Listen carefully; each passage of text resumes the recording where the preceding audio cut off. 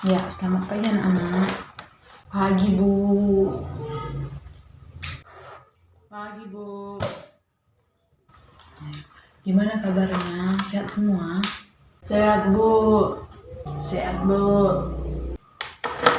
Ya, sebelum kita memulai pembelajaran kita berdoa dulu yang dipimpin oleh ketua kelas kita.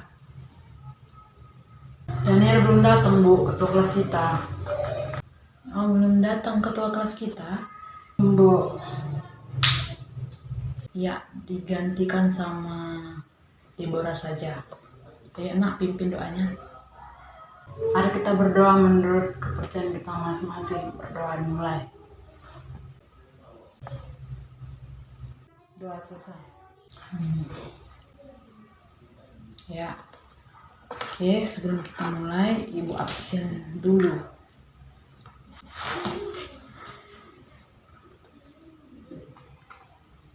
Yanti hadir, Bu. Ya, hadir. Daniel sakit, Daniel, Bu. Oh, sakit. Sakit apa dia, nak? Sakit demam, Bu. Demam. Berarti dia izin ya. Deborah hadir, Bu. Hadir. Oke. Berarti semuanya hadir kecuali si Daniel. Oke, jadi sebelum kita mulai ke pembelajaran kita yang sekarang, siapa yang masih ingat tentang materi kita minggu lalu? Benda-benda di sekitarku, Bu. Ayo, siapa yang masih ingat? Iya, judul materinya tentang benda-benda di sekitarku. Nah, hari ini materi kita tentang jat tunggal dan campuran. Mari kita buka buku kita pada halaman 45. Sudah, Bu. Sudah dibuka bukunya? Sudah, Bu. Ya. Oke. Siapa di sini yang tahu arti jat? Apa itu jat? Nggak tahu, Bu. Nggak ada yang tahu. Ya. Jadi, jat adalah sesuatu yang menempati ruang dan memiliki massa. Sekali lagi ulangi, zat adalah sesuatu yang menempati ruang dan memiliki massa. Nah, kita buka pada halaman yang selanjutnya. Halaman 45. Zat tunggal. Apa itu zat tunggal? Ada yang tahu, anak ibu? Ada yang tahu ya? Oke. Jadi, zat tunggal adalah zat yang tersusun dari suatu materi. Contohnya apa, Bu? Contohnya ada air, kapur tulis, logam besi, dan emas. Bu, tembaga itu, Bu, juga masuk, Bu, ke zat tunggal apa enggak, Bu? Iya, Pak juga termasuk ke zat tunggal. Berarti kan, Bu, yang besi-besi lah ya, Bu, masuk ke apa, Bu? Contoh zat tunggal, Bu. Iya, nak. Jadi benda yang berbaur besi itu termasuk ke zat tunggal. Bu, aku mau ini lah, Bu, contoh gambarnya itu kayak mana, Bu? Aku mau lihat, Bu. Aku kan nggak tahu, Bu, contoh gambarnya. Nah, kebetulan kan ibu kan tidak membawa secara langsung contohnya, jadi ibu tampilkan saja di depan ya. Nah, ini merupakan contoh air. Nah, dan ini merupakan contoh dari kapur tulis. Ini merupakan contoh logam besi, dan ini merupakan contoh emas. Dan kemudian satu lagi tadi kata teman kita, tembaga. Nah, inilah contoh dari tembaga. Sudah, Bu. Kita tahu kan contoh dari zat tunggal? Ya, berarti kalau ibu tanya harus kita tahu ya. Nah, jadi zat tunggal itu dia dibagi jadi dua, nak. Yang pertama ada unsur, dan yang kedua senyawa. Nah, unsur ini nanti dibagi lagi, nak, menjadi 3 jenis. Makanya Jangan ada yang main-main ya, dengarkan ibu. Nanti ibu tanya satu-satu nih. Oke, jadi tadi ibu bilang zat tunggal dibagi menjadi dua, ada unsur, ada senyawa. Apa itu unsur, Bu? Unsur itu zat tunggal yang tidak dapat diuraikan menjadi zat lain yang lebih sederhana, meskipun menggunakan reaksi kimia. Nah, unsur dibagi menjadi tiga. Yang pertama ada unsur logam, yang kedua unsur non-logam, dan yang ketiga unsur semi-logam. Unsur logam apa, Bu? Unsur logam yaitu benda padat yang bisa mencair jika dipanaskan dengan suhu yang panas, suhu yang tinggi, dan memiliki warna yang mengkilat, dapat dibentuk, dapat mengantarkan listrik dan panas. Apa itu contohnya, Bu? Contohnya ada emas, tembaga, besi. Kenapa, Bu, harus dan seng? Tembaga, besi, sama seng, Bu. Kenapa enggak lain gitu, Bu?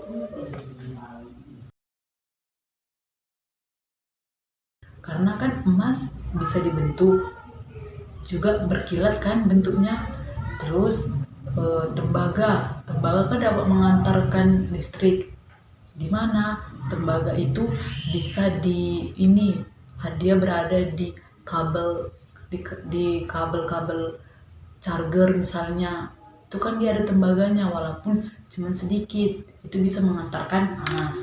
Terus besi kan bisa dibentuk, bisa bentuk apa, bentuk jerjak, tahu nggak, jerjak rumah, jerjak jendela maksud ibu, kan di jendela nanti ada itu jerjaknya. Nah itu kan dari besi, bisa dibentuk cantik kan, bisa dibentuk beraneka ragam. Nah makanya besi termasuk contoh unsur logam. Terus yang terakhir seng. Kenapa seng, Bu? Seng kan dia bengkilat, terus dia dan bisa juga dibentuk. Nah jadi kan unsur logam kan mengkilat sama bisa dibentuk, jadi dia masuk. Nah udah paham anak ibu? Unsur non logam, Bu. Ya. Yang kedua unsur apa tadi? Ya, unsur non logam. Nah, unsur non logam yaitu ada benda padat, cair, dan gas. Contohnya apa, Bu? Contohnya unsur oksigen, hidrogen, nitrogen, kalsium, dan lain-lain. Oke, yang terakhir, yang ketiga, unsur semi logam, yaitu sifatnya antara unsur logam dan unsur non-logam. Sampai sini udah paham ya? Sudah, Bu. Oke, sekarang kita masuk ke senyawa. Tadi kan unsur udah kita bahas, sekarang ke senyawa. Senyawa adalah materi yang masih dapat diuraikan lagi menjadi zat lain yang lebih sederhana dengan serangkaian reaksi kimia. Ya, sekarang kita masuk ke zat campuran. Apa itu zat campuran? Ada yang tahu nggak anak-anak ibu? Ya, nggak ada yang tahu ya. Jadi, zat campuran adalah gabungan dari beberapa zat tunggal yang dibedakan menjadi dua. Apa itu, Bu? Yang pertama, campuran homogen, dan yang kedua, campuran heterogen. Nah, siapa yang tahu itu arti dari campuran homogen? Nggak ada yang tahu juga. Oke, jadi campuran homogen adalah campuran antara dua zat atau lebih yang partikel-partikel penyusunnya tidak dapat dibedakan lagi. Jadi campuran homogen ini juga bisa disebut dengan apa? Ya, dengan larutan. Contohnya apa, Bu? Contohnya itu sirup dan air. Kenapa sirup dan air, Bu? Karena sirup dan air jika dilarutkan, mereka tidak dapat lagi dibedakan mana sirup mana air. Jadi partikel-partikel mereka tidak bisa dipisahkan. Itulah mengapa disebut mereka contoh dari campuran homogen. Nah, yang kedua ada nggak yang tahu contohnya? Yang kedua nggak ada ya. Nah, ibu kasih satu lagi contohnya, yaitu air dengan garam.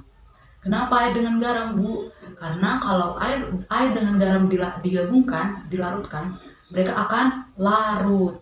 Nah, jadi partikel-partikel penyusun mereka pun tidak dapat dibedakan lagi. Jadi mereka disebut sebagai contoh campuran homogen. Oke, sekarang kita masuk ke campuran heterogen. Apa itu campuran heterogen? Campuran heterogen merupakan kebalikan dari campuran homogen. Ada yang tahu nggak? Campuran homogen kan tadi dua zat atau lebih yang partikel penyusunnya tidak dapat dibedakan. Berarti kalau campuran heterogen, apa dong? Berarti kebalikannya dong kan? Yuk, ada yang tahu nggak? Nggak tahu, Bu. Jadi campuran heterogen adalah campuran antara dua zat atau lebih yang masih nampak batas atau pemisah antara zat-zat yang bercampuran. Apa itu contohnya, Bu? Contohnya yaitu air dengan pasir. Nggak usah jauh-jauh, kita yang ambil yang gampang-gampang aja. Air dengan pasir. Kenapa air dengan pasir, Bu? Karena jika air dengan pasir dilarutkan, mereka tidak akan larut. Justru pasir nanti akan turun ke bawah, dia nggak akan larut. Nah, jadi mereka masih bisa dipisah, masih ada pembatas pisah dari zat yang kita campurkan. Nah, terus yang kedua, ada yang tahu nggak contoh yang kedua? Yang kedua contohnya ada tepung dengan air. Kenapa tepung dengan air, Bu? Ya, siapa sih ini yang pernah lihat mamanya masak gorengan? Nah, awalnya memang dia akan larut, tapi kalau kita tunggu sampai beberapa jam, pasti nanti air dengan tepungnya akan pisah. Nanti minta ajarin nanti sama mamanya di rumah cara buatnya. Nanti coba dulu di rumah praktekkan, nanti minta sama mamanya sedikit aja tepung 1 sendok, terus masukin ke mangkuk, terus tambahin air, nanti larutkan dulu. Nanti mereka akan larut, tepungnya dan airnya akan larut, tapi tunggu beberapa jam atau tunggu besoknya, pasti nanti tepungnya akan turun ke bawah, tepungnya akan turun dan mereka akan pisah tepung dengan air. Nah, jadi zatnya masih bisa dapat kita bedakan, masih bisa dapat dipisahkan gitu. Jadi udah ngerti anak ibu? Sudah, Bu.